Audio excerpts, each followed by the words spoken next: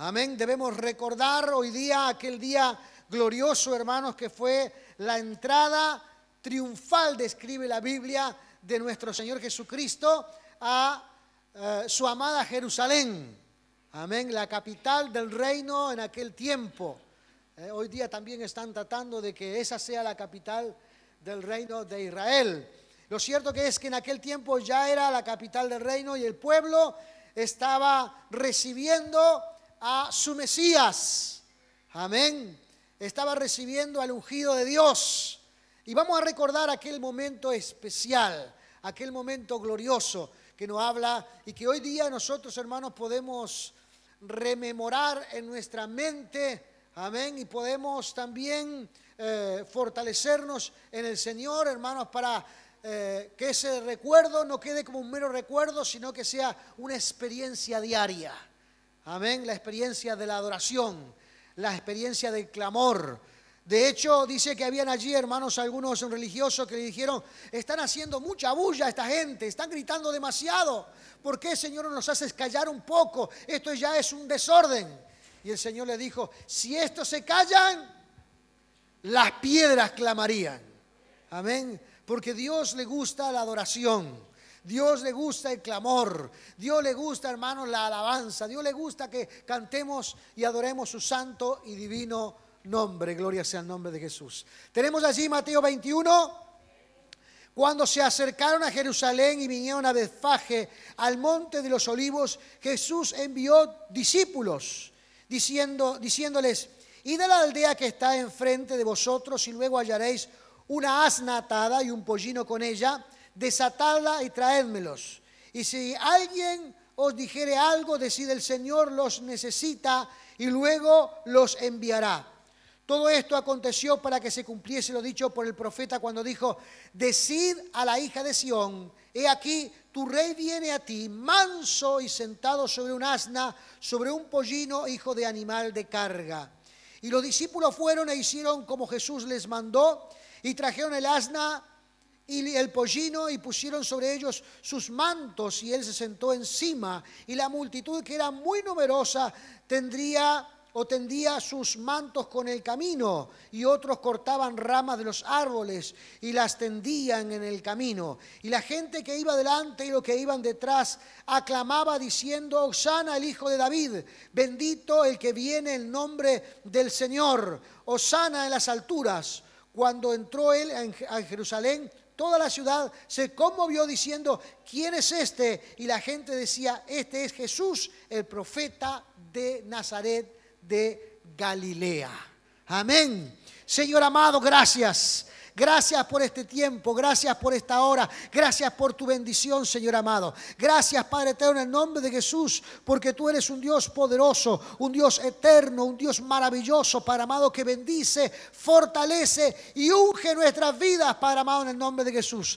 Llena, Dios eterno, en el nombre de Jesús, oh Dios mío, nuestros corazones con tu palabra. Edifícanos, Señor amado. Bendícenos, Señor eterno, en el nombre de Jesús. Que estemos sensibles a tu palabra, sensible a tu voz, que seamos buenos receptores de ella, Padre amado, en el nombre de Jesús. Y que en esta hora, Padre amado, en el nombre de Jesús, pueda comunicar tu palabra con claridad. Y los hermanos que están aquí, Dios mío, aleluya, escuchando el mensaje, podamos juntos enriquecernos, Padre amado, con ella, Señor eterno. En el nombre glorioso, en el nombre maravilloso de Cristo Jesús, te damos las gracias, Señor eterno. Gracias por este tiempo hermoso. Gracias, Señor amado, por la alabanza. Gracias, Dios mío, por tu palabra. Gracias por la adoración, Señor amado, en el nombre de Jesús. Edifícanos, Padre amado, aleluya. Edifica nuestros corazones, Dios mío, en tu santa y divina presencia. Gracias te damos en el nombre de Jesús.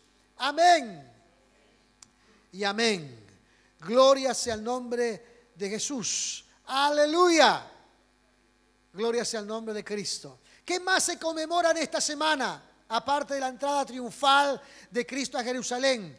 Hay muchos que discuten: ¿será esta la semana que corresponde a la última semana de vida de Cristo? No, sí, hacen una serie de evaluaciones y cosas. Bueno, eso no es lo importante. Lo importante es lo que se conmemora en esta semana. Amén. Y junto con la entrada triunfal de Cristo, hermanos, se está recordando la última semana de vida.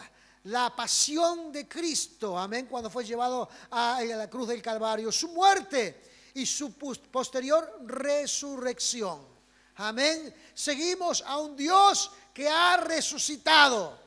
Seguimos a un Dios, hermanos, que ha atravesado y ha tenido victoria sobre la muerte. Seguimos a un Dios, hermanos, que nos ha marcado una diferencia notoria con el resto de los religiosos del mundo. Amén. Él vino para salvar, morir en posición, digamos, de pecador junto por toda la nación, por todo el pueblo, por todo el mundo, y resucitó, subrayando, hermanos, que Él era el ungido de Dios, el Mesías. Y hoy, hermanos, recordamos todas estas cosas.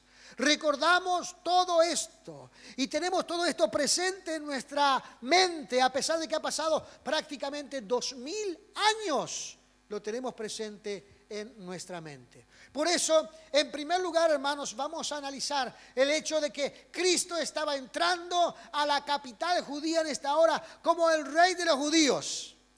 Amén.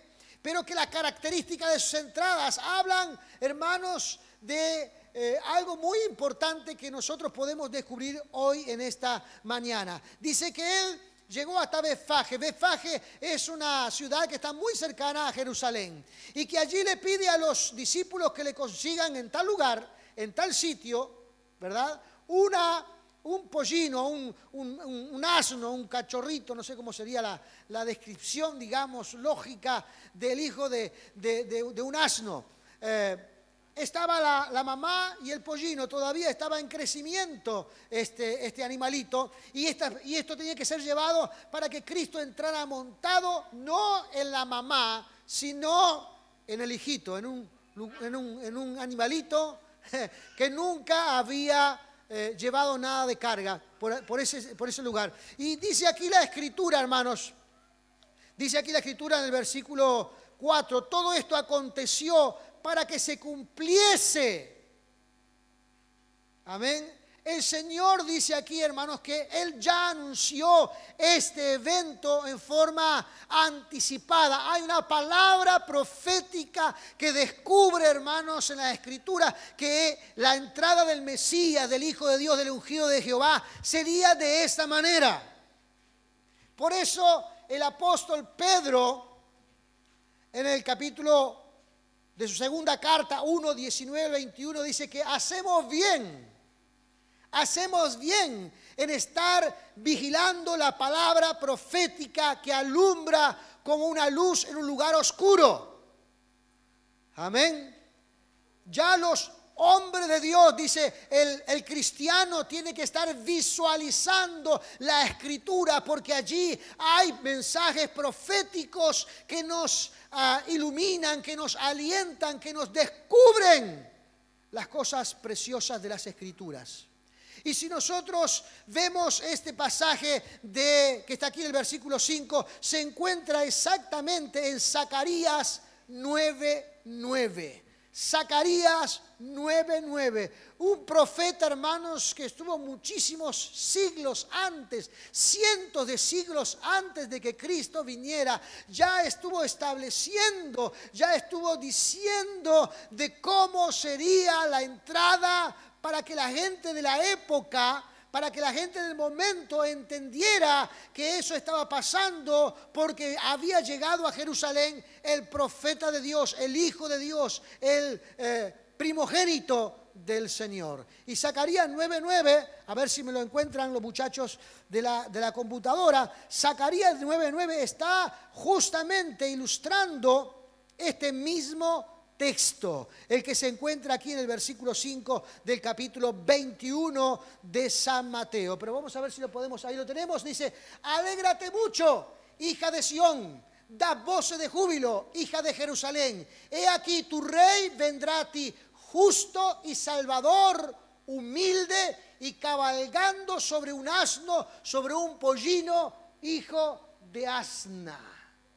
Amén. Aquí está la palabra de Dios, la palabra profética que decía cuál era la forma, la manera que Jesucristo entraría como el rey de Israel a Jerusalén. Amén. Por eso los cristianos, hermanos, debemos estar atentos a la palabra de Dios. Por eso, hermanos, los cristianos debemos estar atentos a lo que las Escrituras dicen, porque la palabra de Dios nos dice todo acerca de lo que va a pasar del cristiano genuino y verdadero que abraza la fe con todas sus fuerzas. Amén. Para que podamos escapar, hermanos, de la condenación de este mundo, para que podamos escapar de los problemas de este mundo, para que podamos entrar libremente a la presencia de Dios y podamos disfrutar por toda la eternidad. Dios nos da señales, Dios nos da palabras proféticas, Dios nos da justamente, hermanos, mensajes. Y Jesucristo no es esta la única vez que se dice en la Escritura, dice que muchas veces hizo cosas para que la palabra de Dios se cumpliese, para que la Escritura se cumpliese. Amén. Tenía que apegarse al mensaje profético de Dios. Tenía que apegarse a los mensajes que hablaban acerca de su persona. No tenía que dejar dudas. No tenía que ser un mensaje ambiguo. No tenía que ser un mensaje, hermanos, que no fuera difícil de interpretar. Tenía que ser un mensaje claro. No es hoy día, hermanos, como mira la gente y hace pensamientos alegóricos de todo tipo de cosas. Amén. Por ejemplo, las profecías de Notre Dame. Hay que tener un libro de interpretación para todas esas cuestiones, porque algunas no se logra interpretar absolutamente nada, pero hay gente que logra interpretar no sé qué cosa de esos mensajes.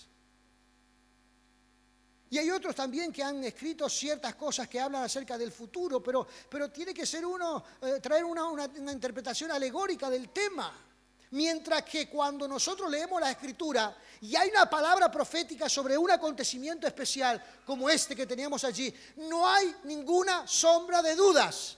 El Hijo de Dios, el Rey del cielo, el Rey de Israel, entraría a Jerusalén como rey, pero sentado en un burro pequeño.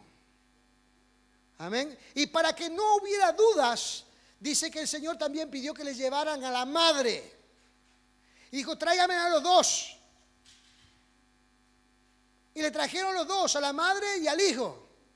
Y él se sentó en el hijo para que la palabra, hermano, no tuviera duda. No sé que hubiera alguna persona que dijera, pero esta no es la raza adecuada. No es la raza que dice la Biblia. Esta es una cruza. Entonces, para que no hubiera problemas, vinieron allí. Estos animales estaban presentes en la peregrinación hacia la entrada de Jerusalén. Amén. No dejando dudas acerca de la verdad, hermanos, de que Cristo entró según las Escrituras a la ciudad de Jerusalén. Pero también es notable, hermanos, el ver el distintivo que como monarca espiritual de esta nación entra a Jerusalén.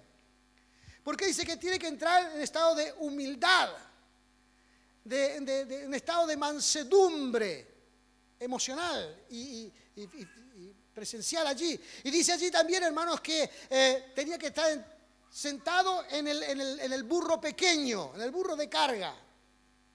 Ahora, ¿se imagina usted un cortejo real, hermanos, de nuestros días, entrando a la ciudad? ¿En qué podríamos decir? ¿En un chevetito de 4 puertas? Y ahí viene el cortejo real del presidente de la nación, no sé cuánto. Y en el cortejo real aparece un auto humilde. ¿Se imagina? No sé si usted puede hacer volar su imaginación por un momento. Si puede. Alguien, hermanos, que entra con tanta sencillez. No, los reyes, hermanos, quieren entrar con toda la pompa. Porque lo que en las entradas, o los gobernantes, ¿verdad? En las entradas a los pueblos, según como entre el gobernante, hermanos, habla de su estado, habla de su estatus como nación en el mundo. Nadie quiere entrar alardeando demasiado lo que no es, pero tampoco quiere entrar, hermanos, en algo que diga lo contrario a lo que representa su estatus. La gente quiere entrar acorde al estatus que representa. Pero dice aquí, hermanos, que Jesucristo se identificaría porque entraría a Jerusalén en humildad, sentado en un animal de carga. Era un animal, hermano, que su único cometido es llevar carga en sus lomos. no era un gran corcel, no era un caballo árabe, no era ninguna persona, ningún animal que destacara quien llevara arriba, sino era un humilde servidor quien llevaba siempre cargas.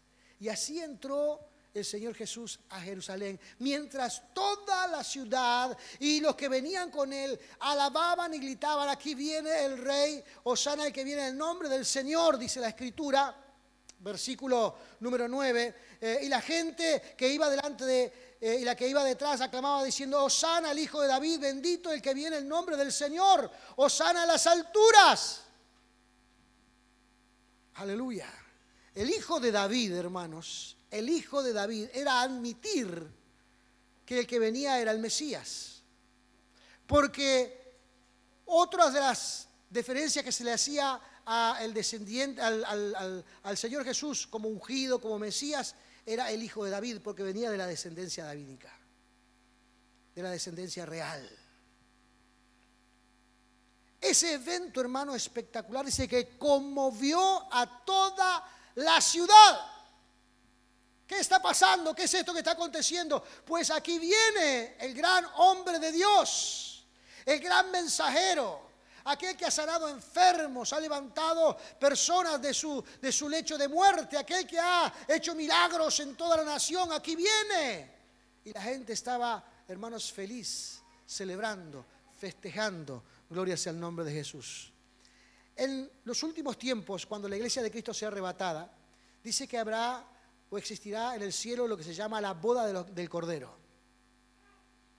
Amén. La boda. ¿Cómo será esa fiesta, hermano? ¿Cómo será esa fiesta? ¿Cómo será la celebración de esa fiesta? Puede dejar por un momento también volar su imaginación. Si esto, hermanos, fue un evento terrenal, ¿se imagina un evento celestial como la boda del Hijo de Dios? Cuando se reencuentre con su amada. ¿Usted sabe cuál es su amada? La iglesia de Cristo. Cuando se reencuentre con la iglesia de Cristo, pero ya en el reino de los cielos, y se comienza a celebrar las bodas, llamadas las bodas del Cordero. ¿Qué celebración será esa, hermanos? Sin duda será algo espectacular. Amén. La gente estará feliz. Amén. Ojalá que usted y yo podamos estar en ese lugar, hermanos, también celebrando, también cantando, también, hermanos, asombrados de lo que veremos allí en la presencia de Dios. Pero para poder entrar a ese lugar, hermanos, tenemos que tener en cuenta que nuestra vida espiritual tiene que ser guardada, protegida, cuidada. Porque Jesucristo la compró con precio de sangre, hermanos, y entonces nosotros tenemos que darle el valor a esa compra que tiene. Y tenemos que vivir abrazando la fe en el Señor Jesucristo. Gloria sea el nombre de Jesús. Aleluya. Jesucristo entró aparentemente humildemente. No era la entrada de un rey o un monarca de aquellos tiempos. No era la entrada de un gran monarca de aquellos tiempos. Pero la Escritura decía que esta era la condición para reconocer al Rey de los judíos, para reconocer al Mesías, para reconocer al Rey de Reyes. Entraría de esta forma, llegaría de esta manera. Amén. El mensaje profético que tenemos para nuestros días dice que en esta oportunidad, cuando Cristo venga a levantar a su iglesia, que Él llegará en las nubes. Y los que están en Cristo y los que han abrazado la fe, dice que resucitarán primero los que ya hayan partido y luego nosotros, los que quedamos, seremos llevados a la presencia del Señor. Esa palabra también está escrita, hermanos, en Tesalonicenses, y se la dejo para que usted la busque. Pero lo que quiero decir aquí, hermanos, que así como en aquel día, en aquella hora había una forma, una señal para reconocer quién era el verdadero Rey de los judíos, el verdadero Mesías. Hoy nosotros también tenemos nuestra señal en nuestro tiempo de cómo vendrá el Señor a buscar a su iglesia. Gloria sea el nombre de Jesús. Esas señales están aquí en la Escritura, hermanos. Hay que leerla.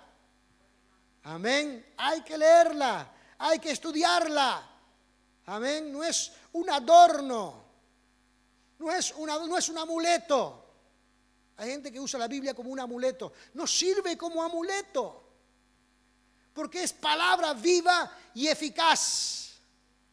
Si está en las hojas sin que nosotros la leamos, no produce efecto en nuestra vida. Pero cuando nosotros la leemos, produce efecto de vida en nuestras vidas. Así que el Señor dice, como está escrito, o la palabra aquí dice, como está escrito, así es necesario que se cumpliese la palabra del Señor. En segundo lugar, Cristo ya entrando a Jerusalén, ¿cuál fue su primera acción?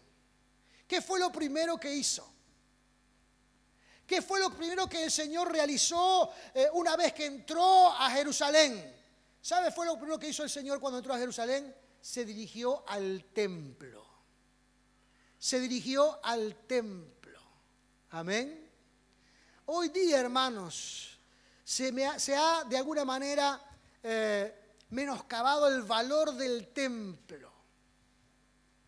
Hoy el templo, hermano, no tiene la figura que tenía en aquellos tiempos. Nosotros los seres humanos hemos disfigurado el valor del templo. Pero el templo en aquel momento era santo, era sagrado. Era el lugar de la presencia de Dios. Y nosotros debemos cultivar eso en nuestro templo. En todo lo que hacemos, en todo lo que tenemos. Es para honrar y glorificar el nombre de Cristo. Cristo lo primero que hizo en Jerusalén fue dirigirse al templo. ¿Sabe lo que encontró cuando se dirigió al templo? Se encontró con comerciantes y mercadería adentro del templo. Y no era solamente, hermanos, el tema de los comerciantes y la mercadería, sino el uso que le estaban haciendo a ese servicio. Los comerciantes adentro del templo se estaban preparando para el día de la Pascua. En el día de la Pascua todo el mundo tenía que ofrecerle algo a Dios. Algunos tenían que ofrecerle corderos, los más pobres le podían ofrecer palomas, pero todo el mundo tenía que ofrecerle algo a Dios. Y venían extranjeros de todas partes del mundo, gente de fe que abrazaba al Señor y se dirigían caminando y dirigiéndose muchos kilómetros para estar en el templo en el día de la Pascua.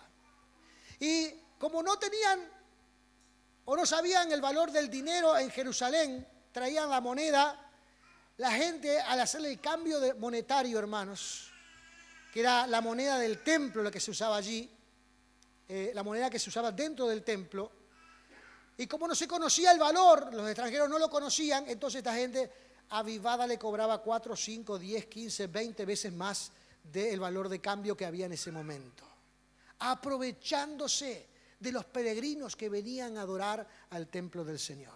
Y eso fue lo que le dolió al Señor. Y eso fue, hermanos, lo que enojó al Señor.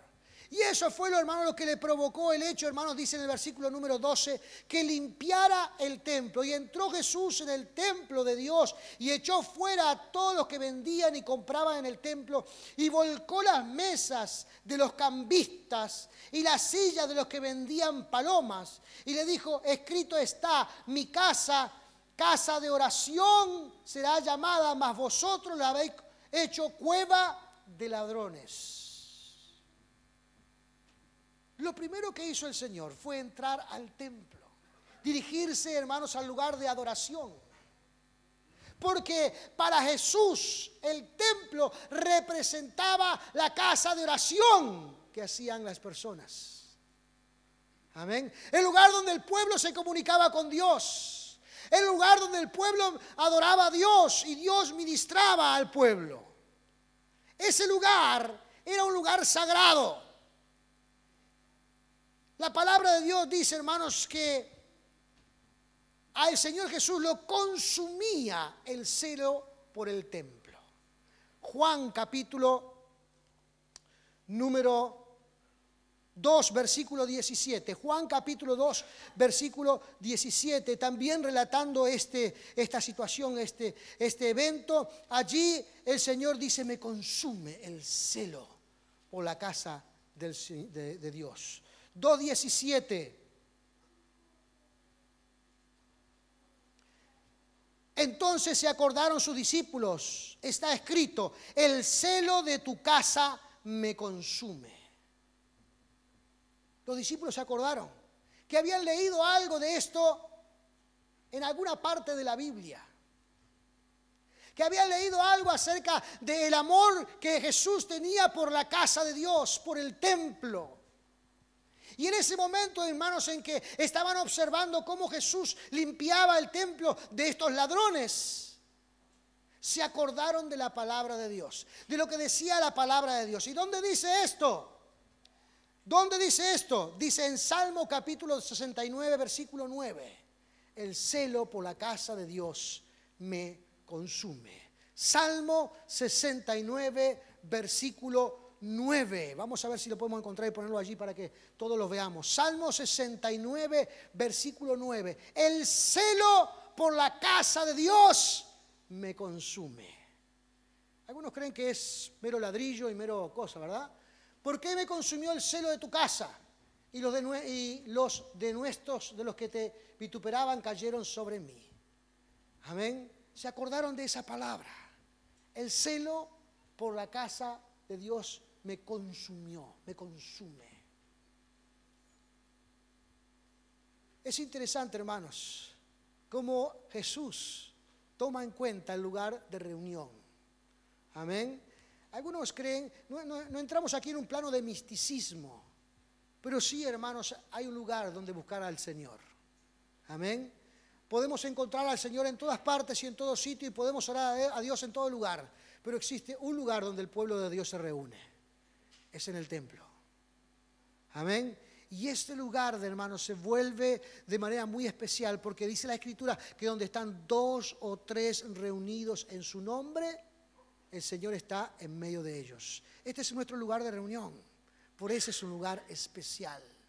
Amén. Por eso es un lugar especial. Y también nos debe sentir, hermanos, ese apego y amor por el templo del Señor, por el templo de la casa de Dios. Aleluya. Limpió el templo. La primera acción, lo primero que hizo, el lugar donde está el Señor o representa al Señor es llamado casa de oración. Casa, para eso es el templo, para orar, para buscar a Dios, para alabar el nombre de Cristo. Amén. Para eso llegamos a este sitio, para eso llegamos a este lugar, para venir a buscar y adorar el nombre del Señor. A veces, hermanos, me llena de desazón, hermanos, a veces que están pasando por situaciones difíciles en sus vidas. Y le digo, hermano, en el nombre de Jesús, venga a buscar a Dios en el culto de oración. Y estamos orando por todas estas cosas. Y los hermanos no vienen. Esa persona no viene. Digo, pero tanta necesidad tiene y tanto quiere superar esa situación. ¿Y por qué es que no viene a orar? Hermanos, es tiempo de entender y tiempo de pensar de que debemos hacer sacrificios para buscar y adorar el nombre del Señor. El que está enfermo, hermano, no duda levantarse de mañana temprano y dirigirse a el sanatorio y estar allí esperando 1 o 2 horas. ¿Quién no lo ha hecho esto alguna vez? Todos los hemos hecho, ¿verdad? No dudamos, si tenemos que ir al médico y tenemos que esperar sentado allí en un lugar frío un par de horas, no hay problema. Si alguno tiene que ir y a buscar algún beneficio a algún lugar y tiene que hacer una cola larga, y allí están esperando. Hermanos, venga a buscar a Dios. ¿Sabe por qué? Porque, hermanos, cuando nosotros llegamos a la casa de Dios y buscamos a Dios en oración, eso es lo que le place al Dios de los cielos. Eso es lo que alegra al Dios de los cielos. Si hay alguna necesidad, alguna lucha, algún quebranto, alguna necesidad, venga a buscar el nombre glorioso y maravilloso de Cristo. Venga a adorar al Señor. Dios, hermanos, tocará y bendecirá y fortalecerá nuestras vidas. Dios actuará, hermanos, en nuestro ser. Dios llenará nuestra vida con poder de lo alto. Pero está allí nuestra acción, amén, de venir a la casa de Dios a buscar y adorar el nombre de Cristo. Jesús le dio un alto valor a la casa del Señor. Fue lo primero que hizo cuando entró a Jerusalén. Amén. Fue lo primero que hizo cuando entró al templo del Señor. Y es lo que debemos nosotros reconocer. Amén. Cuando entramos a la casa de Dios, entramos a adorar. Entramos a exaltar el nombre de Jesús. En la casa de Dios hay vida. En la casa de Dios está el Espíritu Santo. En la casa de Dios están, hermanos, los hermanos que me apoyan y comparten conmigo el mismo sentir. Aquí en la casa de Dios nos reunimos para adorar y glorificar el nombre del Señor. Gloria sea el nombre de Jesús. Aleluya. En tercer lugar, hermanos, vamos a mirar un poco acerca de la alabanza del pueblo. Amén. La alabanza del pueblo. Esta gente, hermanos, se reunió espontáneamente para adorar a Dios. Amén. Jesús entró allí o estaba en camino para entrar en Jerusalén y la gente, hermanos, se reunió espontáneamente para adorarle. Para cantar, para adorar, para glorificar. Y dice que esto no fue solo lo que hicieron, sino, hermanos, que también le hicieron un cortejo real, improvisado, pero real. Hay cierto protocolo en las entradas reales, ¿cierto? Le tienen que tirar la alfombra roja, ¿verdad? Le tiran la alfombra roja, hacen vallados para que la gente... Y la gente, hermanos, se reúne de todo tipo de personas. Están allí los que quieren ver al gran personaje. Están allí los que quieren, son simplemente curiosos. Los que están allí también para criticar, a ver si el protocolo está correcto o no está correcto. Hay todo tipo de personas que se juntan para ver la entrada del rey. Bueno, en aquel momento, hermanos, no había alfombra roja, pero algo improvisaron. Se sacaban las capas y las tiraban en el camino. Iban y cortaban ramas de los árboles y las ponían en el camino. Iban y cortaban ramas de palmera y la ponían en el camino para que el Rey de Reyes pasara por encima de esa alfombra, hermanos, improvisada que estaban realizando y tuviera también su entrada monárquica a Israel. Amén. La gente, hermanos, estaba dispuesto a adorar al Señor. La gente estaba clamando y adorando al Dios de los cielos. La gente estaba buscando, hermanos, la forma de exaltar y adorar el nombre del Señor. Pero en medio de la multitud salta una pregunta. Versículo número 10 del capítulo 21, ¿verdad? De Mateo. Cuando entró en Jerusalén, toda la ciudad se conmovió diciendo: ¿quién es este? Y la gente decía: este es Jesús, el profeta de Nazaret de Galilea. No sé quién respondió, hermanos, pero la respuesta fue incorrecta. En la alabanza, en la parte superior, le decían: el hijo de David. Eso era muy significativo para el pueblo judío porque el Mesías debía venir del linaje davídico, de la línea real. Pero luego habían allí algunas personas que en realidad no entendían qué era lo que estaba pasando.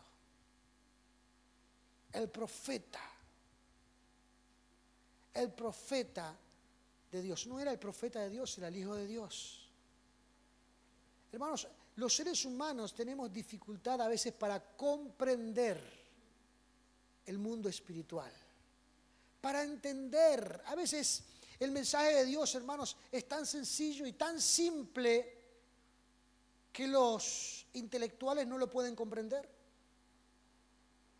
¿Cómo es este asunto de que solamente me arrodillo delante del Señor y le pido perdón y el Señor borra todos mis pecados y borra todas mis cuentas y todo desaparece y ya soy un hombre santo? ¿Cómo es este asunto? No lo logran entender. No logran entender como lo que decía hoy el hermano Ernesto, que pedíamos a Dios en el nombre de Jesús y nuestras necesidades serán suplidas.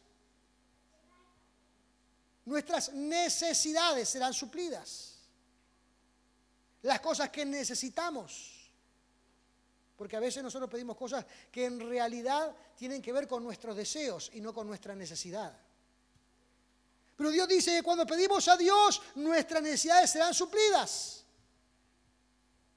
Y Dios suple. ¿A quién Dios no le ha suplido alguna cosa?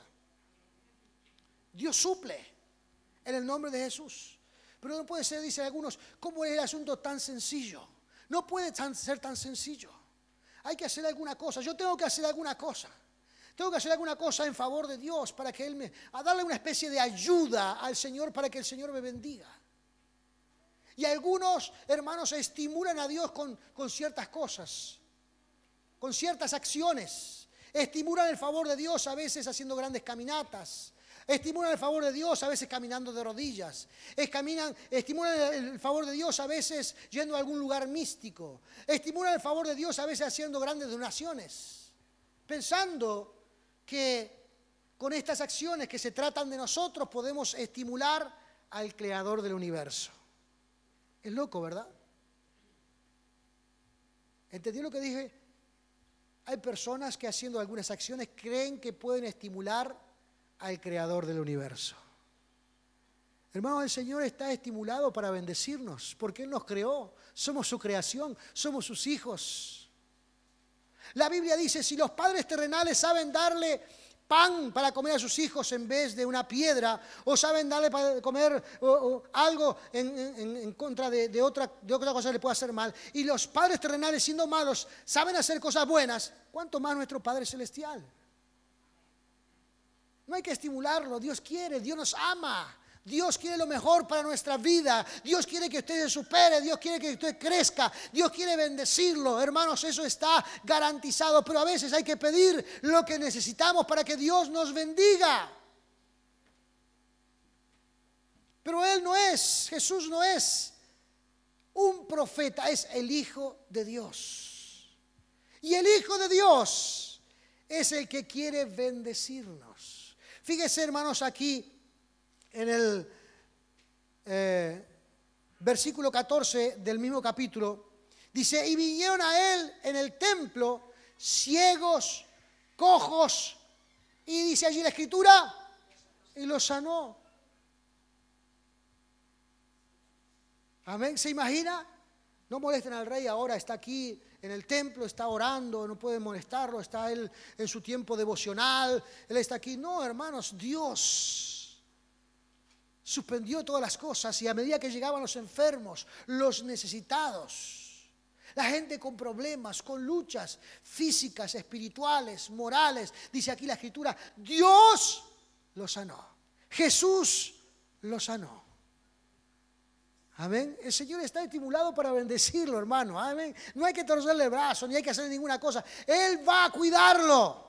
Él va a protegerlo. Él va a bendecir su vida. Él va a darle inspiración para que usted pueda crecer como individuo, como persona. Él va a ayudarlo para que usted entienda cuáles son las cosas valiosas de esta vida.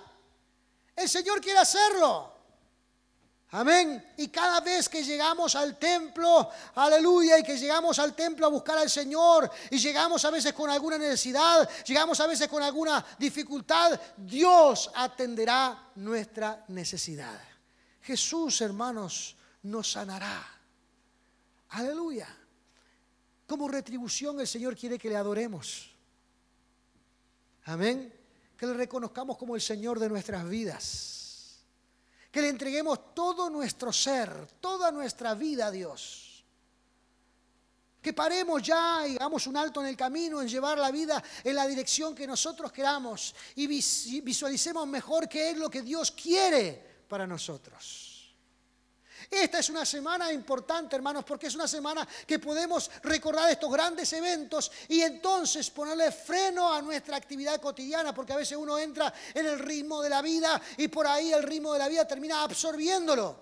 Pero aquí nosotros podemos detenernos un momento y comenzar a pensar qué es lo que Dios dice con respecto a su obra en nosotros. Amén.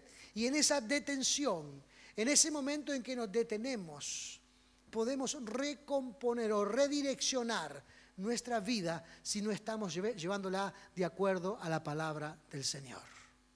Porque a veces también nosotros tenemos la tendencia de confundir nuestros deseos con la voluntad de Dios.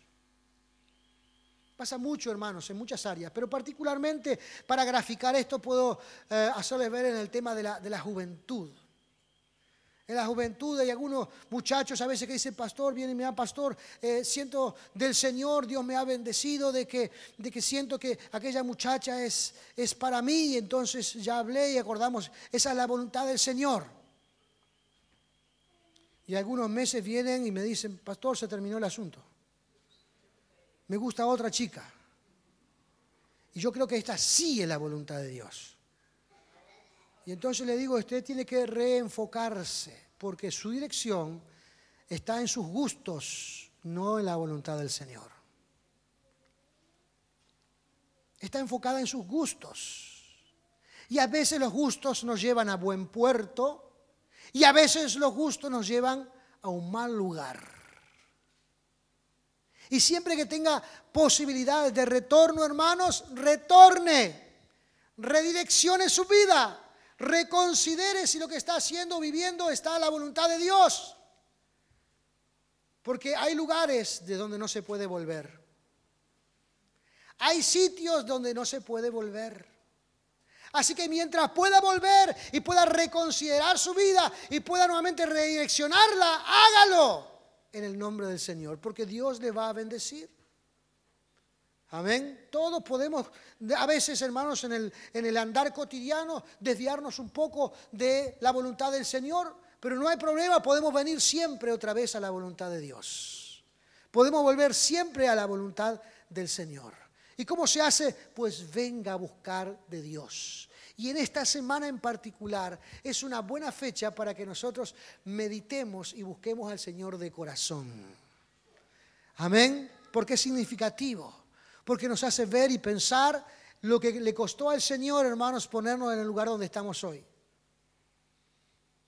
A veces no entendemos muy bien que en el lugar donde estamos hoy el Señor nos puso porque Él murió en la cruz del Calvario. Hablando justamente de la salvación que Él nos dio. Amén. Entonces es bueno a veces pensar y recordar. Amén. Y animarnos para que podamos adorar el nombre del Señor. Jesucristo, hermanos, no es un profeta. Jesucristo, hermanos, no es un motivador. Jesucristo, hermanos, no es alguien que vino a darle una nueva cultura de vida a las personas. Hermanos, Jesucristo es el creador del universo. Jesucristo es el ideólogo de todas las cosas. Dice la Escritura que Él es el autor y consumador de la fe. Él pensó en la fe y Él es el receptor de la fe. Amén. Así que no hay ningún otro lugar donde ir. Tenemos que venir a la presencia salvadora, transformadora del Señor Jesús. Y eso, hermanos, amerita que le alabemos, que le adoremos, que le exaltemos, que busquemos al Señor con todo nuestro gozo. Por eso hoy día, hermanos, cuando estábamos cantando y alabando, me gozaba en el Señor. Amén. Porque dice la Escritura que Dios habita en medio de la alabanza de su pueblo. Y el Espíritu Santo fluye a través de nuestras vidas. Y nos volvemos sensibles a su presencia. Y nos volvemos sensibles al mover del Espíritu Santo. Porque Dios se mueve en medio de la alabanza de su pueblo. Y hermanos, eso trae gozo y alegría. Así que alabe al Señor. Glorifique el nombre del Señor. Y exalte su presencia. Amén. Él entró en forma humilde. Pero no se equivoque. Él es el dueño de todo.